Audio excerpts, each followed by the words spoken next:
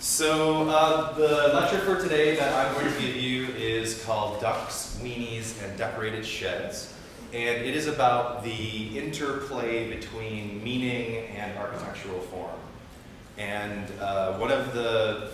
one way to start sort of entering into this conversation would be to tell you a story about something that happened here in Ann Arbor. And it's fitting for homecoming and all of the football excitement that this is an example from Michigan football, of all things. How many of you have heard of something at the University of Michigan Stadium called the Halo? Okay, some of us, but not all of us.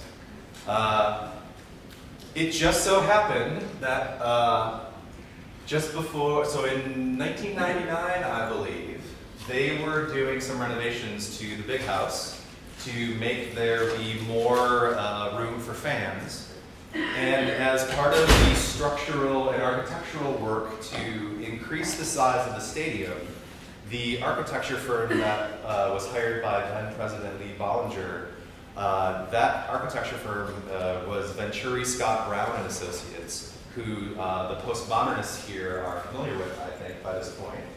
And what Venturi and Scott Brown did in their process of trying to figure out as architects for the University of Michigan to make this expansion of the stadium be good, one of the ways that they thought they could make this be good architecture was to put a halo, a yellow band, all the way around the outer edge of the stadium where these new seats were added.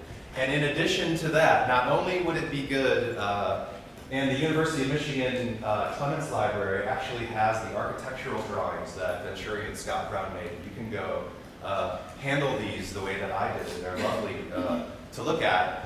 But what Venturi and Scott Brown noticed was that in order to make this be good for the University of Michigan, how people really feel about this football is crazy. And so they thought just the way that people inscribe the iconography of Michigan football on their bodies when they go to this game, their solution was to inscribe the words of the Michigan fight song as iconography in like 12-foot tall letters all the way around the stadium. And as you might know, the words of the Michigan fight song are some pretty interesting words. And when you see the phrase "conquering heroes" in 12-foot tall letters, that has a really powerful effect. And as the story here from what used to be called AnnArbor.com describes, they ended up having to spend more than $100,000 to take this down. It was met with so much outrage and rejection by the louder voices in the community that they decided that they had to take it down. So the question that you could ask, or that one might ask in the face of this is what's going on there, and did Venturi and Scott Brown not do a good job? Did they misread the constituents for this architecture and go too far? And my sense, being a alumnus of the University of Michigan, I did my undergraduate work here as an employee, somebody who loves football Saturdays, and Saturdays in the fall, I sort of get little flappy Michigan flags behind my eyes even, and my heart starts to race.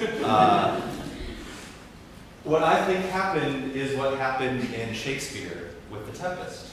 If you know the story of The Tempest, there is a character named Caliban who lives on the island with the colonists, and it's only after they show him a mirror that he freaks out, because it's only then, having been shown an image of what is true, he freaked out. It's like, oh my God, I'm an animal. What happened with Venturi and Scott Brown and the architectural work they did for us here, I think that this was really good architecture.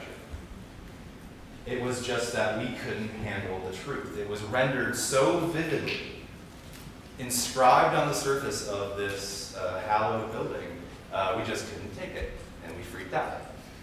And this question of how do we know if architecture is good, and what is the process that we're going to use to make architecture?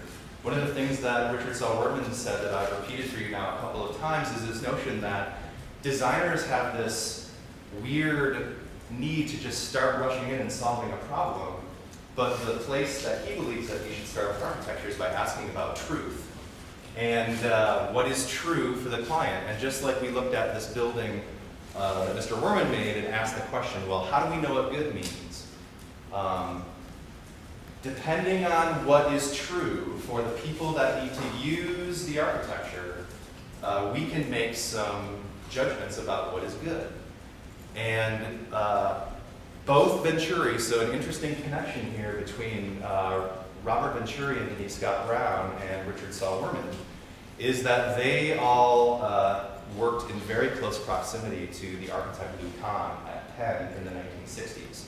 And there's some quite interesting connectivity that I would like to propose to you between some of the things that I've taught you from the work of Richard Saul Wurman and some of the things that we can learn from the work of Robert Venturi.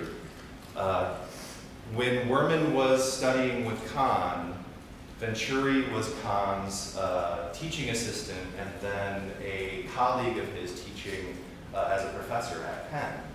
And then later, Denise Scott Brown, who her first husband and she were also in Philadelphia at the time. So these three all were pretty interestingly influenced by Lou Kahn. And one of the most famous things that Mr. Venturi is credited with having said, and those of you who are the postmodernists, you've probably seen a note taken here of him having famously said that less is a bore. And the quote, the full quote before it in the book Complexity and Contradiction in Architecture says that I'm for the messy vitality over obvious unity, the difficult unity of inclusion rather than the easy unity of exclusion. Less is a bore. And one of the examples in this book that he wrote in 1966, Complexity and Contradiction in Architecture, one of the examples that he points to is Philip Johnson's glass house, which some of us have already been looking at for a couple of weeks now. By saying less is more, and Mies van der Rohe is the architect who is famous for having said less is more. Van der Rohe was sort of the, what do we call it in poetry when somebody is inspired? The muse, Philip Johnson's muse when it came to creating the glass house was Mies van der Rohe, this guy who said less is more. And so by creating this wonderful glass house that nobody ever really had to live in, what we were talking about last week was how, well, maybe this is one of the fallacies of modernism, that in order to say less is more, you have to take out all of the complex and contradictory things that people need where they live. Venturi points this out in an interesting contrast in Complexity and Contradiction in Architecture between the glass house and a commission for the Wileys. Johnson even says that what he was trying to reconcile, as he talks about this, he says, I was trying to reconcile the perhaps irreconcilable tension between the privacy needs of a family and the sort of public desire to have an architecturally interesting space. And where a lot of architecture critics will admit that the glass house has some features to it that are quite extraordinary and worth admiring, the Wileys and critics alike are not so, they're not convinced. This approach, with all of the complexity and contradiction of life, having to live in a place like the glass house, you have to stack a pavilion that's see-through on top of a brick base that isn't see-through, and that really isn't, a complete separation between public and private space doesn't really work for a lot of families, including the Wileys. So this sense that Venturi has that, no, less is a bore. We want there to be all of the things of life that we need and that we enjoy, complexity and contradiction notwithstanding. This is really similar to the way that Richard Saul Wurman talks about information architecture, and the idea that if you are doing the work of information architecture, you can't do that by taking away complexity. That you're not doing that through minimization and simplification. The hats never change, he says, or the dogs never change. You don't get to subtract the dogs, but the different choices you make about how you organize the dogs have different kinds of meaning. And so those choices about simplicity versus less is more, or less is a bore, Venturi notes here, and he can speak with some authority, having been spent so much time with Mr. Kahn, that when many of us, including Lou Kahn, talk about simplicity as a thing that we want out of architecture, what Venturi says here is that is sort of an aesthetic simplicity, and that's okay, and that isn't mutually excluded by this insistence that things still need to have all of their complexity and contradiction retained.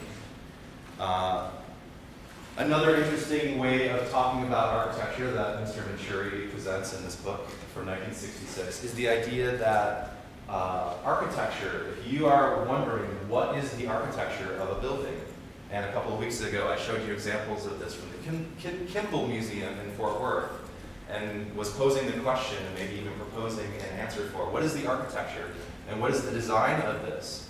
What Venturi says is that architecture, one of the places that architecture is really wonderfully graspable for us is in the exceptions to an order. And if you look at the Kimball Museum, there are these 6 cycloid vaulted cement forms, but then the order is broken here. At the end, there's one of these shapes that maintains the silhouette, but it isn't a full gallery. It's an empty form at the end. And what Venturi says is that when circumstances in the architecture defy order, when circumstances in life with the context that you're designing for defy order, the order of what you're making should bend or break, and that anomalies and uncertainties give validity to architecture. Meaning can be enhanced by breaking the order. The exception points up to the rule. Or maybe another way to say this is that architecture is where the breaks in the order go and why. We're trying to figure out, and maybe to what Andy was telling us earlier, this difference between the arguments, the rhetoric, and the articulation of the arguments. This idea that breaking the order is an occasion for creating meaning. Those of you who are the postmodernists, we've looked at this image, this house of Eisenman's. This is a residential commission, and it violates the order of what is expected in a residence in so many ways that you can't really tell what is the violation of order. The order gets violated so relentlessly. Some of you may know the work of David Weinberger, and he has this thing that he said where there is no best way to organize information. And there's a tension there, I think, between that there's no best way, and then the question of, well, how do we make the decisions about what will be the way that we organize? There's this fun thing that Lou Kahn has been kind of lovingly mocked for about having a conversation with brick, to asking it what it likes. And when brick says that it likes an arch, and Mr. Kahn argues back, well, no, that's expensive, and I could just put a cement lintel over you. What do you think about that? Brick says, well, I like an arch. Venturi interprets this kind of thinking of Kahn's and then poses this interesting question of, well, the material itself may have things that it wants. So if we're asking brick what it likes, and brick says it likes an arch, if we're working in Drupal, can we ask Drupal what it likes? And is that part of the selection criteria we ought to have for deciding what the architecture should be? But at the same time, and as Venturi says in this quote, there's this tension between what the material wants and what the architect wants. And the range of possibilities for reconciling that tension, as he describes later in a book that he co-wrote with Denise Scott Brown called Learning from Las Vegas. This is where 2 of the words for the title of the lecture today come from. His contention is that in the choices that he's making as an architect, there's what the material wants, there's what he wants as the architect, there's the program of the client. When we're making the choices about what we're going to do, those choices exist on a continuum, and the continuum is between ducks and decorated sheds.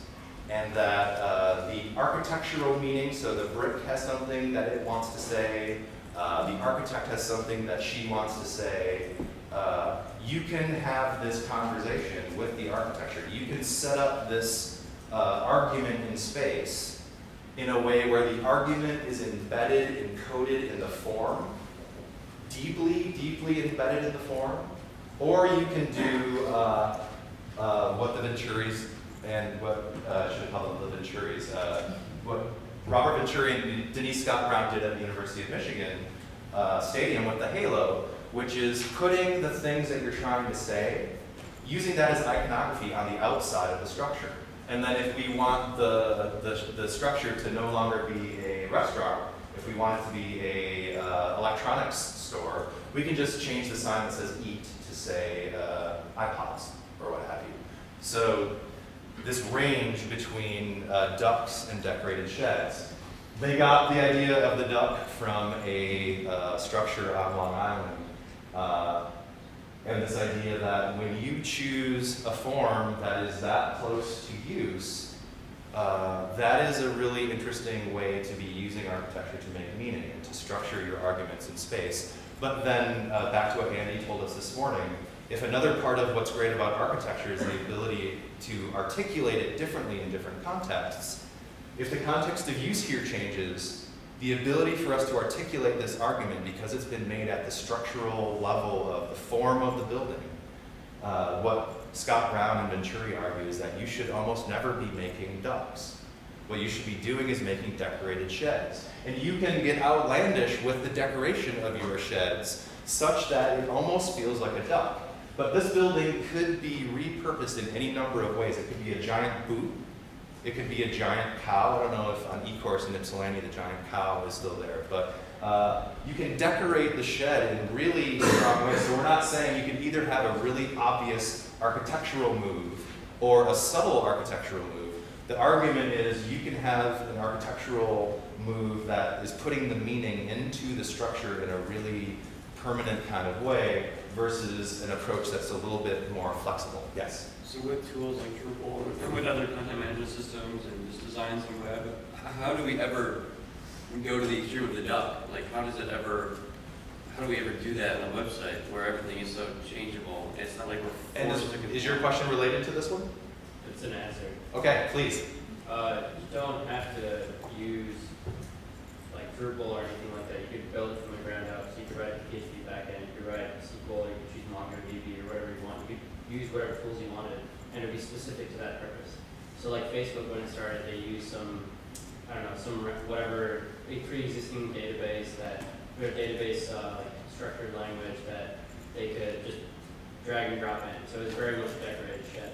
But now they have to do so many crazy things that's specific to their purpose because they're pushing so many bits around at ridiculous speeds. No, my point is though, like, how is it ever just the duck? How is a website ever just the duck? Yeah, you're right. Like, yeah, Facebook is just a decorated shed. Where its realization would be locking it into a modality that is inflexible to the point of not being able to be changed. Because like it easily see the architecture.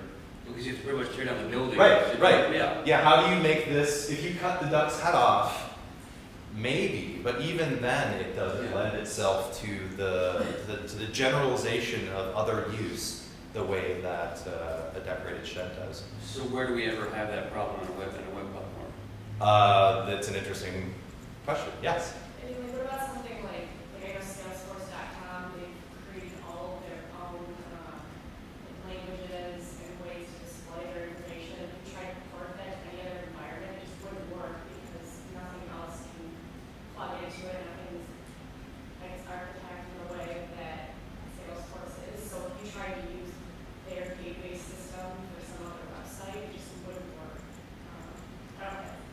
Well, it's fascinating because in the digital space, and that's why this sort of, the mapping of ducks and decorated sheds into digital space is not really a thing in the world. It's just something that's interesting to play with.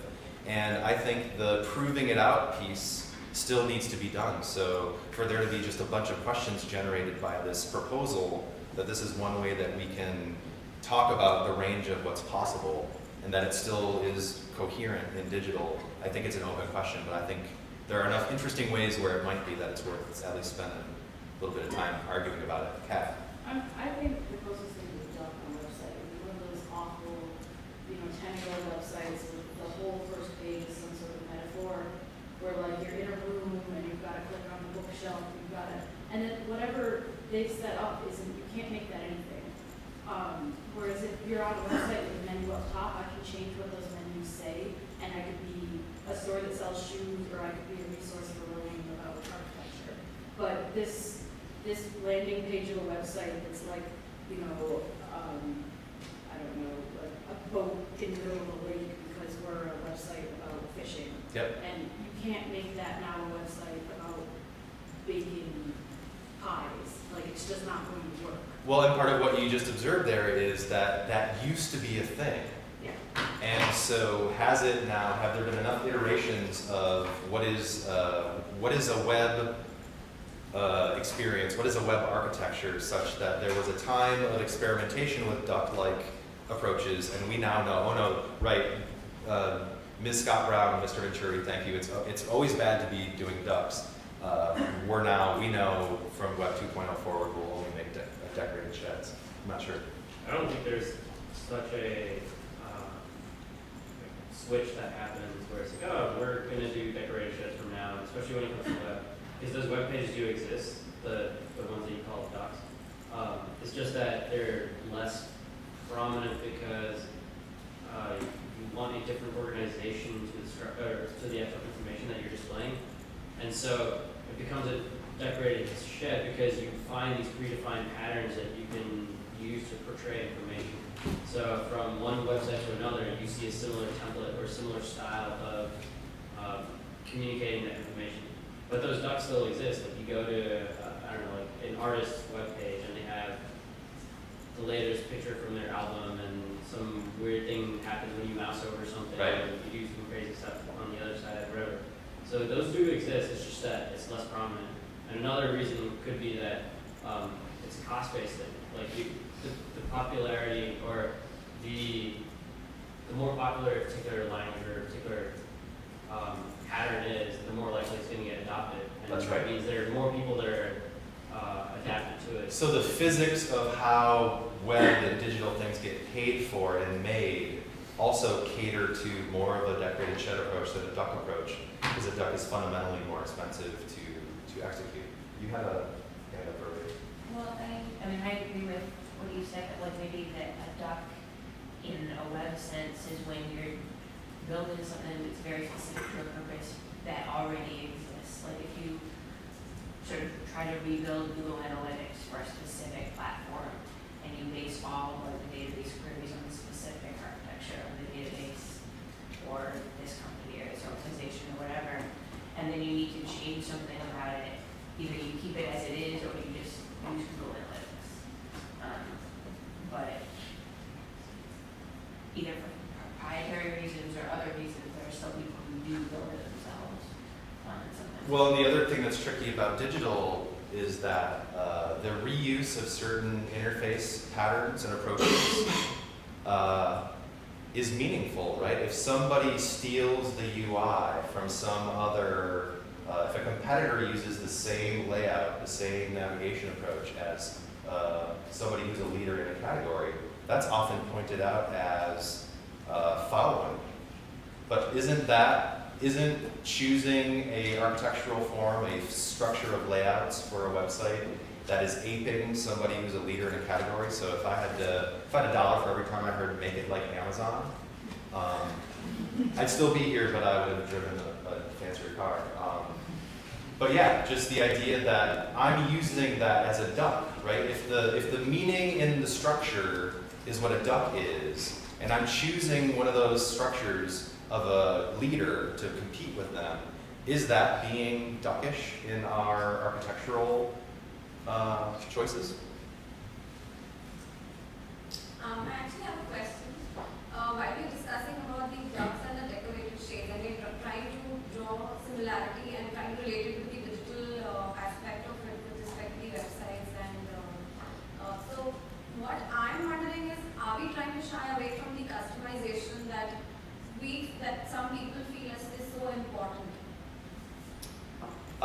Good question. So if changing the form of something so that it is really tightly construed as a signifier of some other meaning, is that what personalization is with digital experiences? And is an experience that's more personalized, more of a duck? And one way to answer it, John might have another one, but would be no, because what we're talking about with architecture isn't an individual perception, but we're talking about tapping into patterns that are meaningful for people, that it's happening at this sort of system layer. When we're talking about style and fashion, that those are socially constructed. Well, there's a social construct behind our agreement that this is a duck. But I don't know, John? I wonder if there's a distinction to be made between customization and channelization. And the example that comes to mind is something in the guest lecture earlier referenced something called Beyond the Channel, designing for digital, essentially. Okay. Context matters. Context, sure. The example that came to my mind was MTV2. I don't remember if anybody remembers this. I remember it. But MTV2 in the mid-2000s had this site layout that was channelized. It felt like the channel. You browse to it and you would actually get physical like fuzz. They encoded like a fuzzy background in Flash. It was extremely video-centric. And here's what the archive.org rendition of that looks like. It's a black page because there was just a giant full-page Flash widget there. Yeah. Yeah. And Sorry. now that's collapsed so far into the newer model of decorated sheds that it's just a redirect to mtv.com, which features a very prominent and modifiable carousel, which has its own problems. Well, which is a pattern that has been generalized now across almost everything. So I don't have a tidy way to gloss this for digital. I'm just curious to know what you think about it. Yeah, think about like the duck and decorated shed in the physical realm. You're talking about you create a duck, you can't change it to something else in the physical realm. Well, in the digital sphere, you really don't have to have to worry. If your company shut down, no one's going to take your structure and go profit. I think what's really more at play there is what exactly are the duck features in your website that you're building so that you can't. What can you absolutely not change? Like, what have you created that really kind of defines the entire kind of experience on your website so that you can't make any changes to it?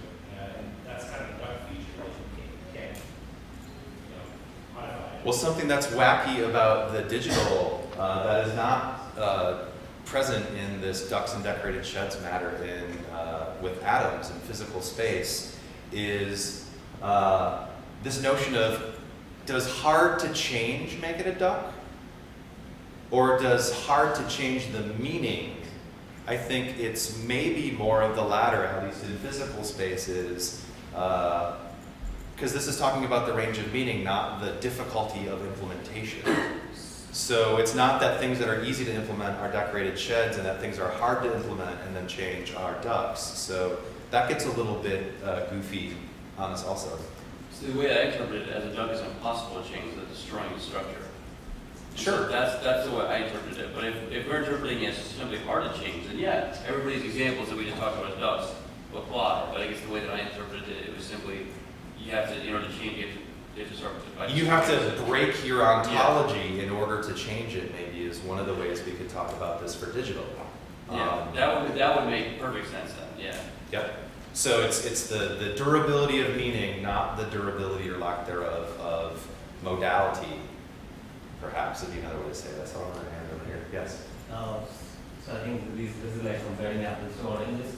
Okay. And also I was thinking about what he was trying to, compare the analogy. So I think inherently when there's a decorative shed, the web space is inherently a decorative shed, and that was sort of built so that it could give that inheritive, the decorative shed part to the duck computer. I felt that was an analogy. The computer is duck and the web came in to give the decorative shed thing. But if we could sort of fit into meanings, then yeah, like what you said about the software building part, I think we could fit in such meanings, but it isn't exactly It doesn't have a clean mapping, Yeah. and it even doesn't have a clean mapping in physical space.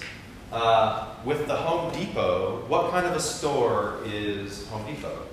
Is the vernacular term for this is big box store.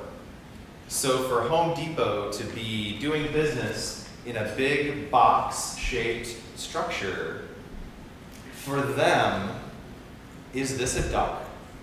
They're saying big box. Would Home Depot be Home Depot if it was in the other part of the mall where the scale was smaller and if they had a curtailed assortment? Is that the sense? So just like the idea of, well, if it's a duck, then we have to like blow up the meaning in order to change it. If that's what a duck is, then for Home Depot, being in a space like this, for them, might be being a duck. But if I change it to say Dan's House of Sushi, it would just be an oddly shaped sushi restaurant.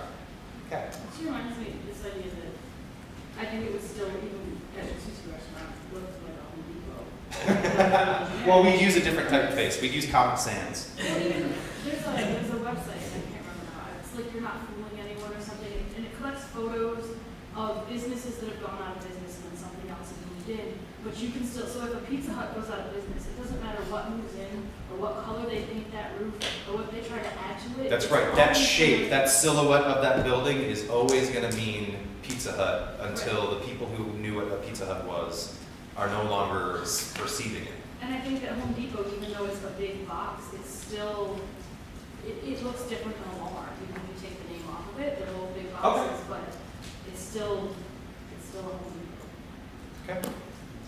Yes, I like the range of disagreement that we have is delightful. So these choices that we're making between, if we use this as one framework to think about the choices that we're making in architecture and in design for the form of things, for the structure of things, which choices we make on either side of that continuum are meaningful. And one of the things that Venturi points out, which some of you, I hope some of you, if you read this, so I'll just read it. Through unconventional organization of conventional parts, the architect is able to create new meanings within the whole. If he uses convention unconventionally, if he organizes familiar things in an unfamiliar way, he is changing context, and he can even use the cliche to gain fresh effect. Does that sound familiar at all? Is that not the same exact teaching that Mr. Wurman had, which is that the choices that we make in organizing, so the creative organization of information creates new information.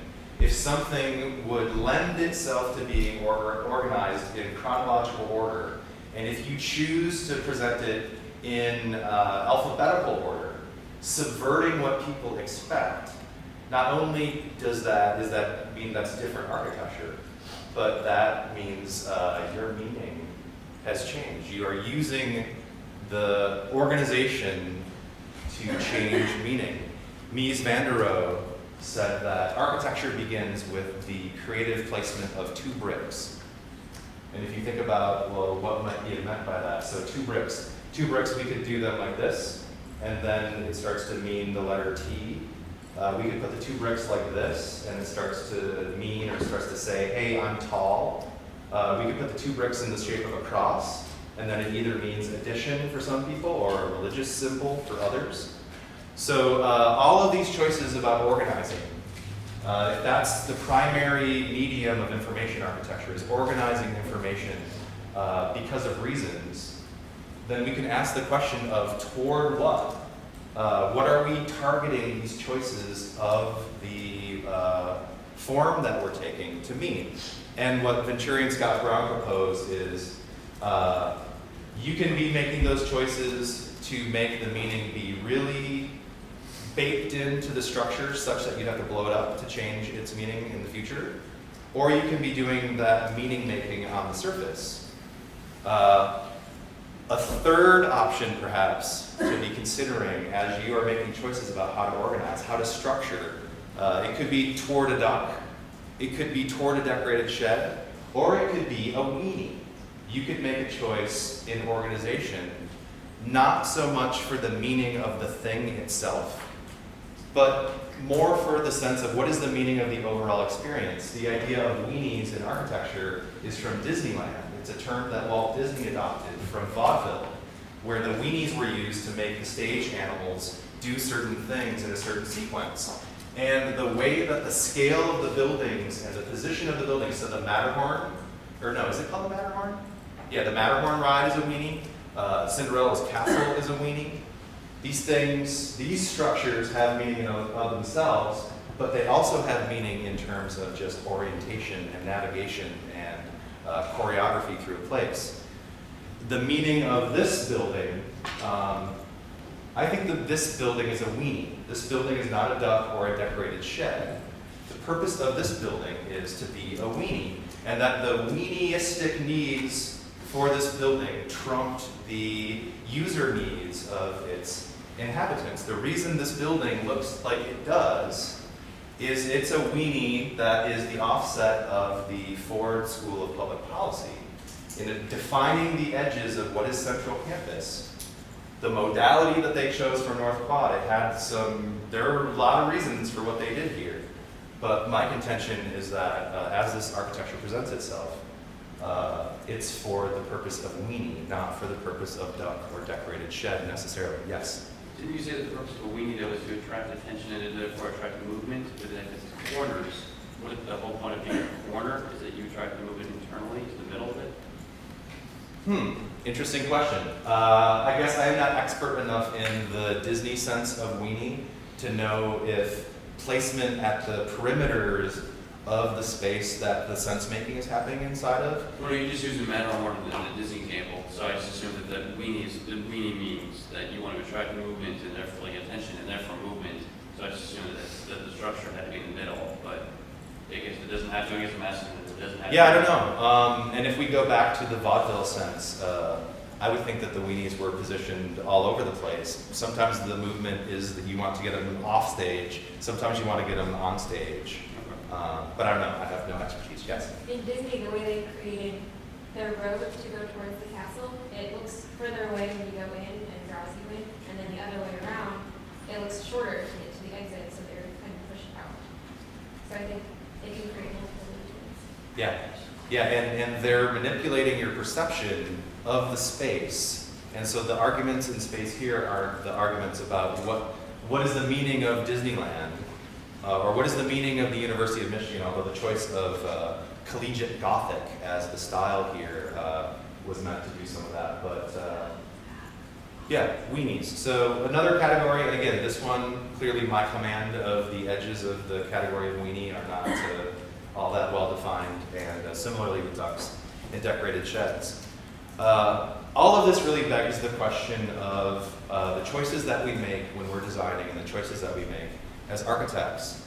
And we could describe some of those choices on the range from duck to decorated shed, or if we add the orthogonal weenie dimension to that analysis, some of those choices can be boiled down to choices of type. And there is meaning encoded, so not only in the structure of the thing on the duck decorated sheds scale, but also just in what type of a thing has this been set up to be. There's this wonderful article at UX Booth about information architecture for mobile, and these charming illustrations of all of these different types of layout patterns for mobile.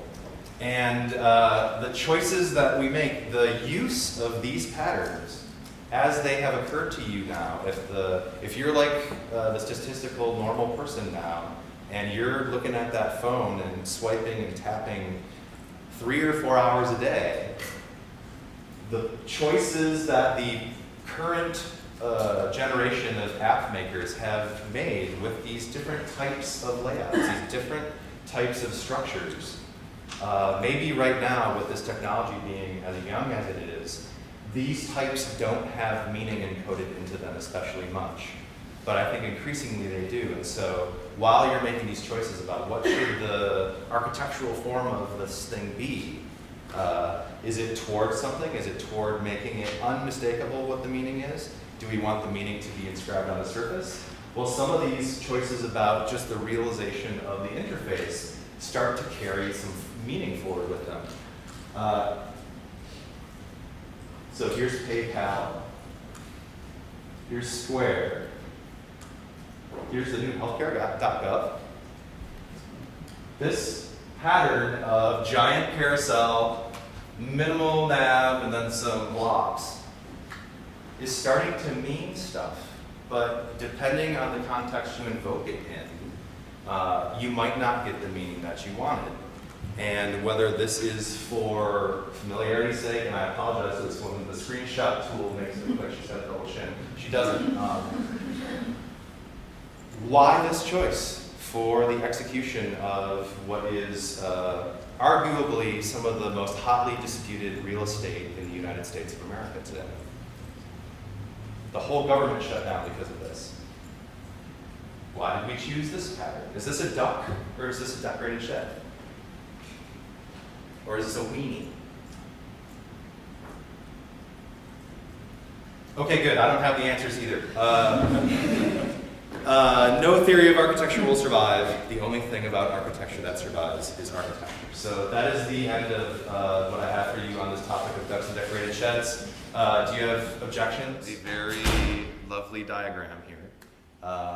Plotting the concepts, people, and in your group today, I think the media ecologists had examples of pictures of buildings or sort of what the catalog of the visuals might be for the presentation.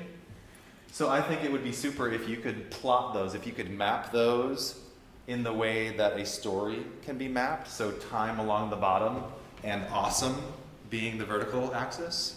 And whatever your team, however your team wants to tell this story, each of these movements in architecture have transpired over time. And so if you can do the mappings, and not all of the things will map, so when is the emergence of the concept of the absence of meta-narrative, if you were a postmodernist, if that was one of your concepts, was no such thing as meta-narrative. If you can't find a place on the timeline to plot that concept, then that's okay. And what that's going to mean ultimately, and the whole reason behind this is for you all to get, by the time that we're done with class next week, everyone on the team having a sense of how is the presentation that we're giving going to unfold. And so if there's a pile of terms or a pile of people that you can't map in to the chronology, to the way that the story of the movement goes, then probably that means that you're going to want to talk about them up front and sort of do like an info dump up front, or that there are certain terms and people that you're not going to talk about in your presentation. That's totally fine.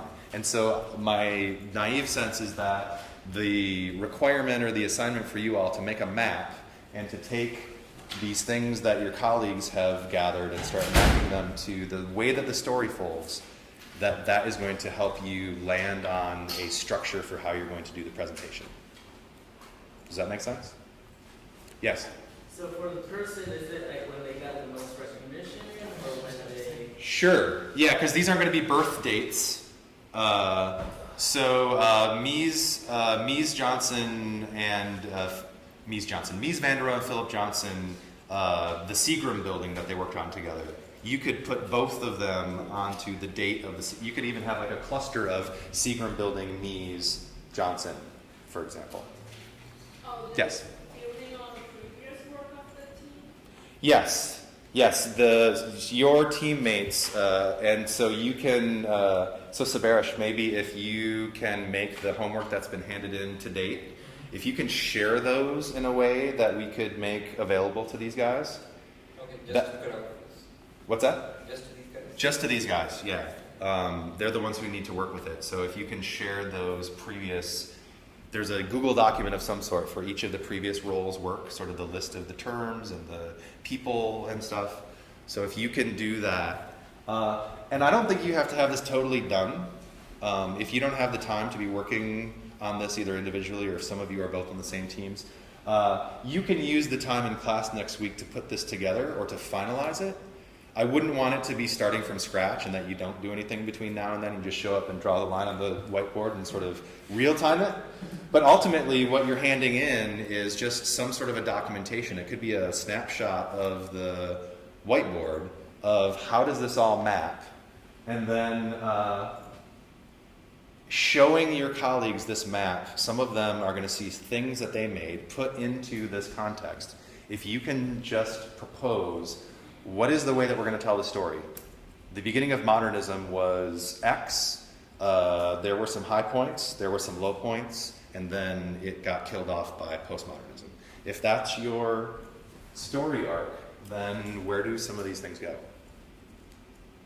So it's figuring out the story you're going to tell in the presentation, mapping the material that's been generated by your other colleagues so far, and then in the conversation in class next week, then proposing, hey, is this how we're going to tell the story? This is how the storyline of the movement goes.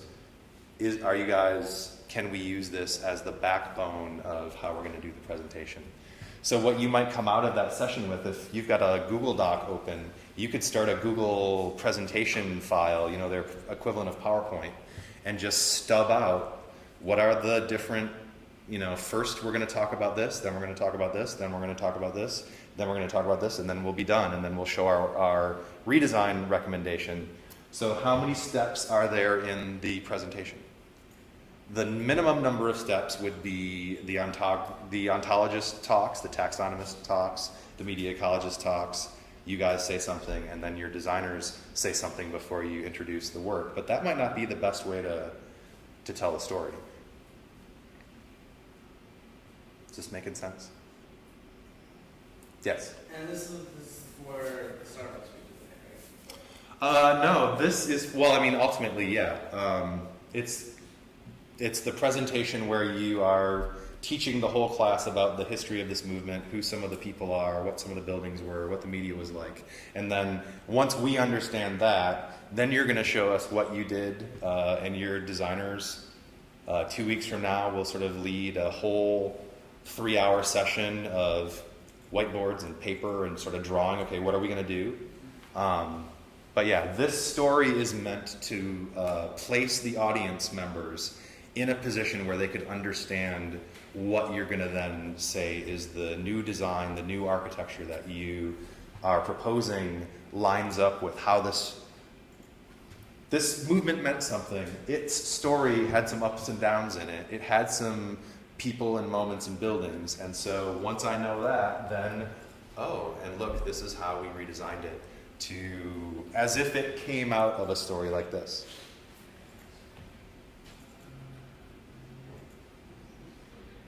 Objections?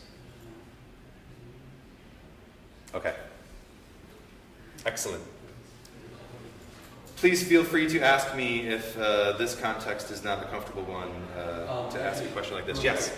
The level of awesomeness is really subjective, right? Totally subjective.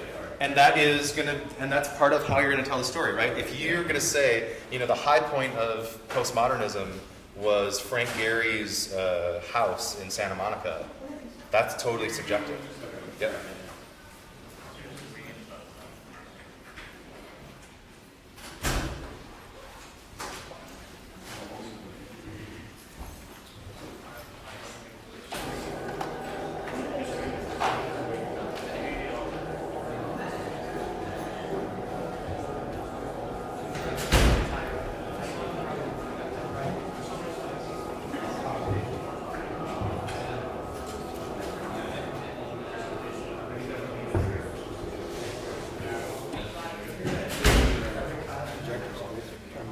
Sure, absolutely.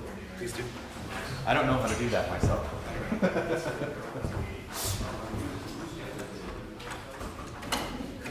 Those are for those.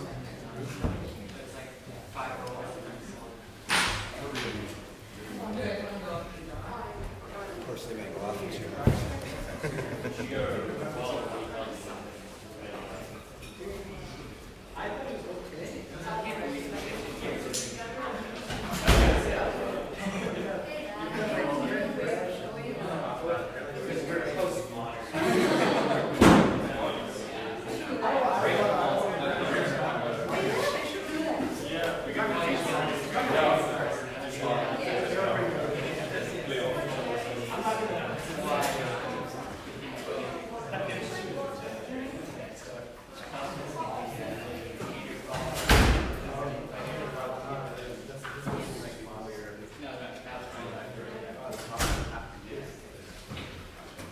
Okay, it looks like we're all back.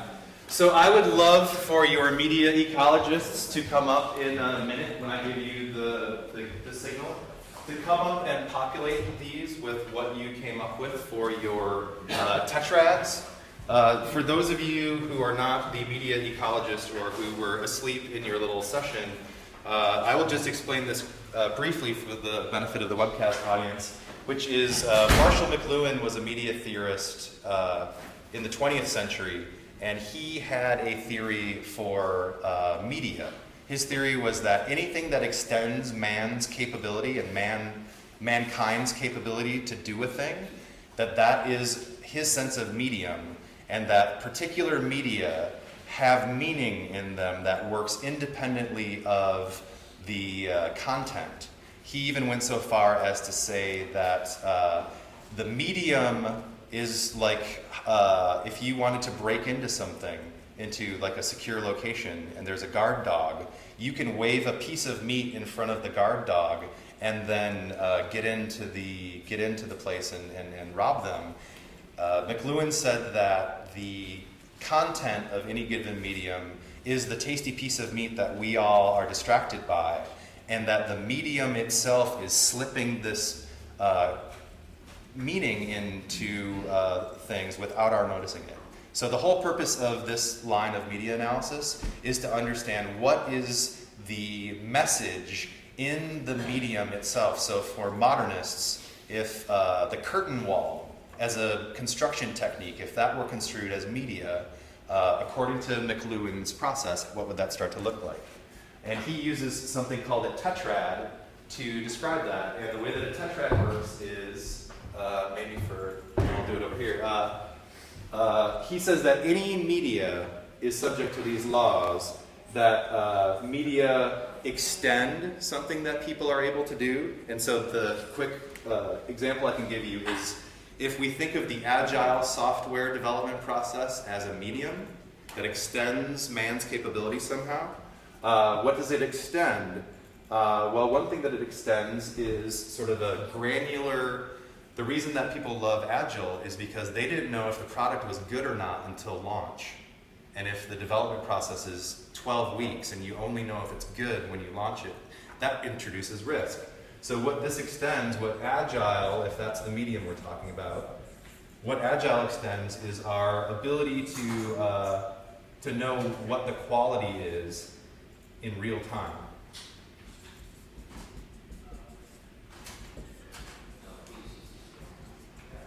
Another thing that media do, and actually for the sake of time, why don't your media ecologists, why don't 4 and 3 and 1 come up and start writing these out, and then I'll get done. Actually, why don't number 2, why don't you go here while I'm explaining this?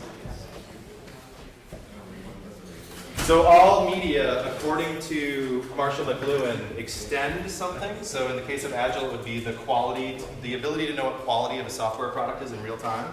He says that media also retrieve something, some other medium or some other thing from the past.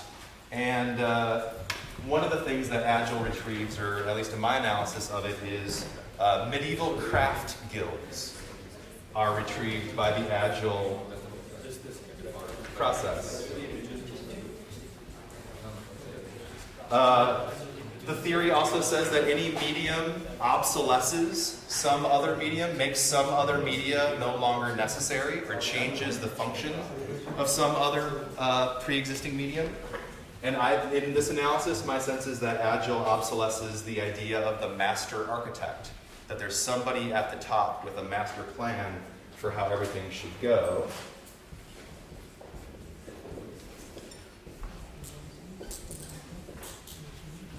And then finally, the final quadrant of the tetrad here is when media are used in a way that is inappropriate.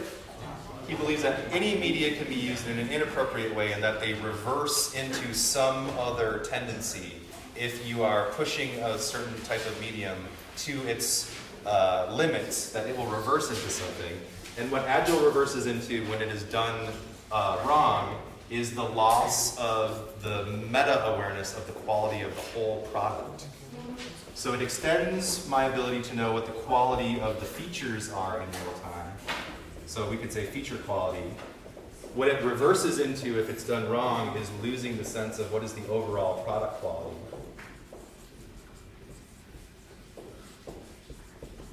It retrieves the medieval craft guilds, where all the decision-making is happening by the makers, not by some sort of a planner, and it obsolesces then that planner, that master architect. McLuhan contended that these laws pertain to all media, and so what your media ecologists had to do was talk about this in the context of your particular movement. So,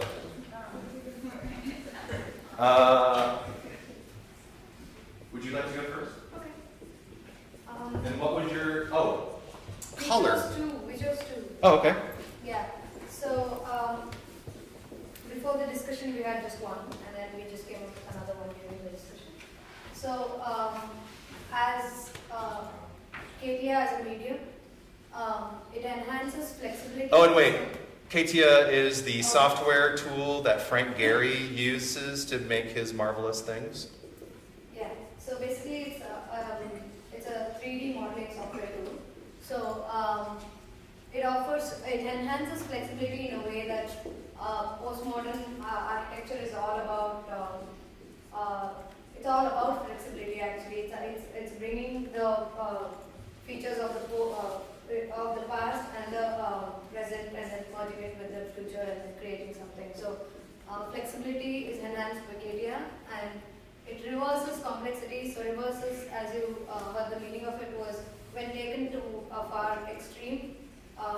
So if with KTIA as a software modeling tool, you just create something that is very extremely complex to understand.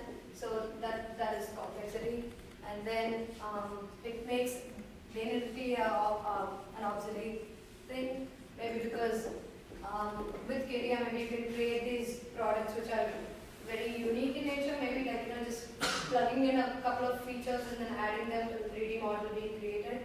To make it a little more unique than a simple other common product that maybe modern have.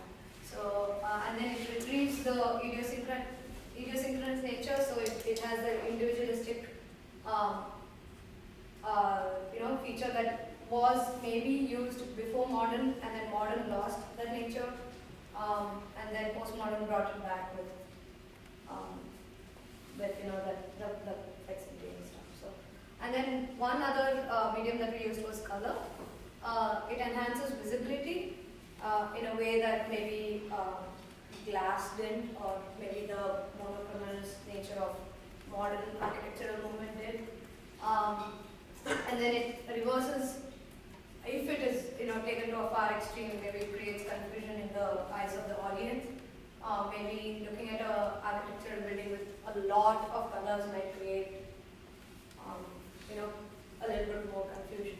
And then there is the obsolete nature would be glass, no color, monochromatous nature of the modern architectural movement, and it retrieves emotions in the audience which might have been existing in the modern architecture, but with no color, but then color brings back the emotion in audience. So that is what it is. And then I had to also mention that color has a little bit of what we defined in our taxonomy class, saying that on the scale that we were at the decorated shed part of it and not the duck part of it. So color has that nature of the decorated shed, where it actually has the flexibility of maybe painting over the building, and then maybe the whole meaning of or the expression that the architect or the audience is. It will change every time. So. And one interesting, and I love what you did there, one maybe gentle challenge to that sense of color and structure, and that color is happening mostly on a surface, would be did you all look at and I'm terrible at French, the Century Pompidou? Can somebody say that the right way? Thank you. Yes. I don't know if that's considered to be modern or postmodern, but it's got really colorful pipes and things that are used structurally, and that might be one little weird instance of how color is used as a structural thing, but I love, was this helpful to you? Did this help you understand what Yeah, I your think discussing- architects are doing a little bit differently?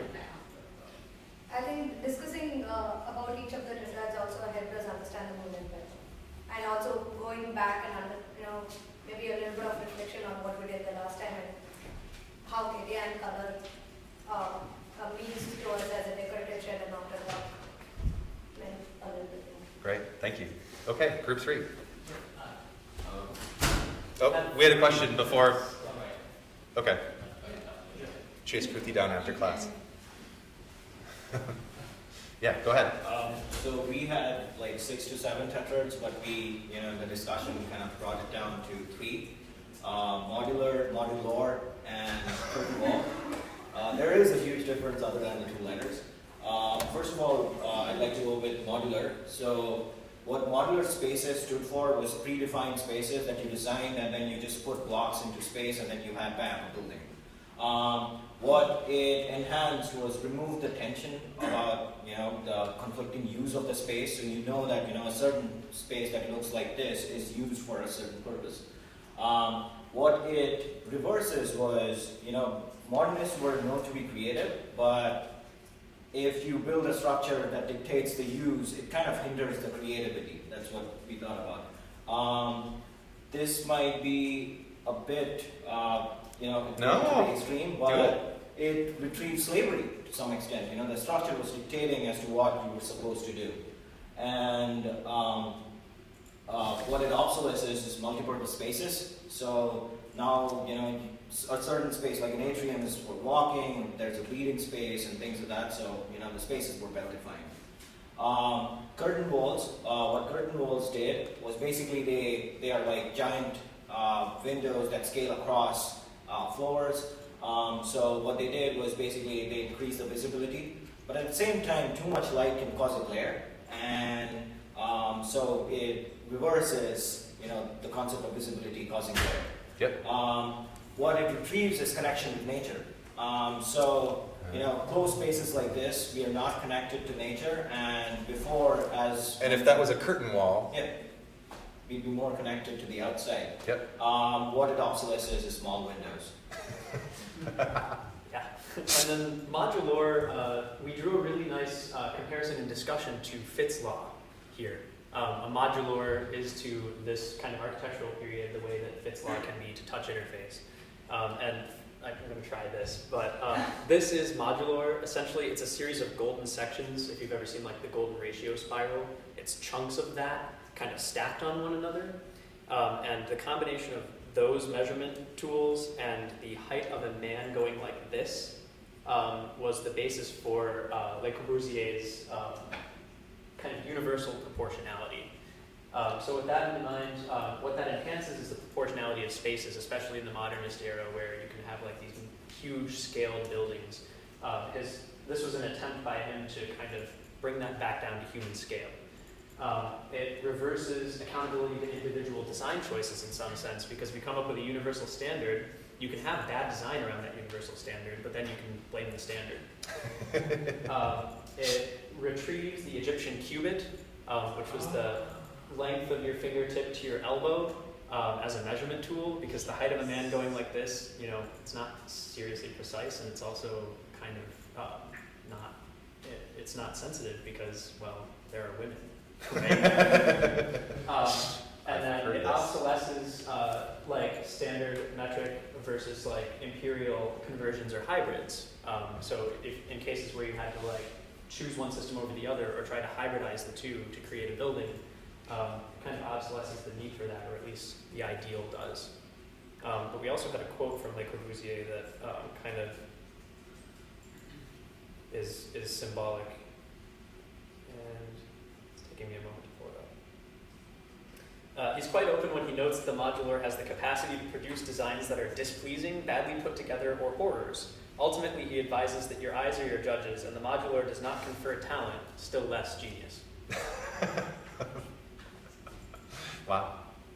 That's a fudge, right? Yeah, this is great, and this will ensure all this marvelous stuff, but yeah, like, trust your eyes. Right. Very nice work. And did anything occur to you about these media that were not sort of at hand for you? If like me, you spent a lot of time prior to this thinking about curtain walls, thinking about modular approaches to architecture, thinking about Corbusier, did this lens of the tetrad show you something different than what you may have seen without it? Yeah, especially for modular, the kind of the connection between that style of building like compact chunks into a larger space, it didn't really occur to me that the connection between that and hyper-specialization in the 20th century in terms of like research paradigms, in terms of professions, and that seems to be a connection that this helped me make. Nice. Great work. Thank you. How about group 2? Hey, so our material or media was pre-stressed concrete. We discussed recycled glass also. We can talk about it if we have time. So pre-stressed concrete is a concrete material which can withstand tremendous strength in terms of movement in wind or earthquakes, for example. So, for example, skyscrapers are meant to bend because when it's windy, it sways. So one, it enhances structural stability, which is kind of obvious. We had a tough time figuring out what it's retrieving, and one of our teammates, Nicholas, came up with a great idea. Like in the olden days, in ancient times, the pyramids and the Inca structures, they have stood there for so long, and they were really structurally sound. But after that, we got other materials which have been used to make buildings, and they have been pretty flimsy. And so when concrete came back, it's kind of bringing back the structural stability. Yep. So that's what you put in retrieval. Reversal is like, if you have too much of concrete, this is what's happening in most of the cities, big cities, you have a concrete jungle. And obsolescence, it's keeping aside the other materials we have been using like mud, straw, bricks. Bricks are definitely not a good way to build buildings. Just break right away, snap right in the middle of it if there's an earthquake or something like that. Lovely. Thank you. And same question for you. This lens, and you said that there was maybe some controversy or difficulty finding the retrieval. But what I think we discovered is that material was not the important thing in organic movement. It's more about the surrounding. For example, when we're checking on pictures of all the architecture, organic architecture, there was this aquatic center, London Aquatic Center for the Olympics. Okay. And they built it in such a way that it's shaped in the form of a wave, and the wave is used as a pedestrian crossing from one side to the other. And the material is just like usual material used for modern buildings, but organic architecture has been there for so long, and materials have been changing, but it's about building something which would be a part of the surrounding. So I think the concept of surrounding is more important than the material being used. So as a lens to get beyond thinking so much in terms, a way of doing media analysis that allows you to get beyond thinking about it just in terms of medium. Yeah. Wow. Yeah, because we saw that there were so many architectural structures that are using like all sorts of materials, even bricks. Yeah. It says buildings with straw, not straw, but a haystack. Yeah. Straw bale build houses. That's part of organic architecture. Great, thank you. And then last but not least, group 1. So we had several tetrads, but we eventually chose one to represent ideas of Beaux-Arts. And we chose ornamentation, little ornaments and decorations that are often made in metal or marble in Beaux-Arts buildings. We said that it enhances the celebration of opulence, which is something you see in a lot of Beaux-Arts buildings. It reverses a lack of functional hierarchy, which is something that is often thought of when you have a lot of ornamentation that's just all very decorative and not about function. But if you put enough ornamentation in a room, it becomes very sort of hierarchical because the ornamentation has to serve some sort of purpose and you can tell why things are there. So that really strongly emphasizes hierarchy. Said that it retrieves classical motifs because a lot of classical architecture has a great deal of ornamentation in the same way that there is some in Beaux-Arts. And it obsolesces a Roman reliance on order because while it's retrieving a lot of these classical ideas with enough ornamentation, it's not about this functional order from room to room and keeping them simple. Excellent. And so as a lens, as a Did this work less well with other media that you considered? Is that part of the choice of ornamentation as the one to highlight? Is some of the other ones didn't work as well? Part of it was that some pieces of the tetrad seemed missing for some media that came up in Beaux-Arts. But it was an interesting lens into a lot of the paradoxes that are included in Beaux-Arts. Because a lot of the tetrads and media we came up with were in some opposition to one another, and that was really helpful. Nice. Excellent. Thank you all. That was great. So we have 2 minutes left. Do you have any closing thoughts, objections, observations? Okay, well next week will be awesome, but not nearly as filmed as this one. So see you next week.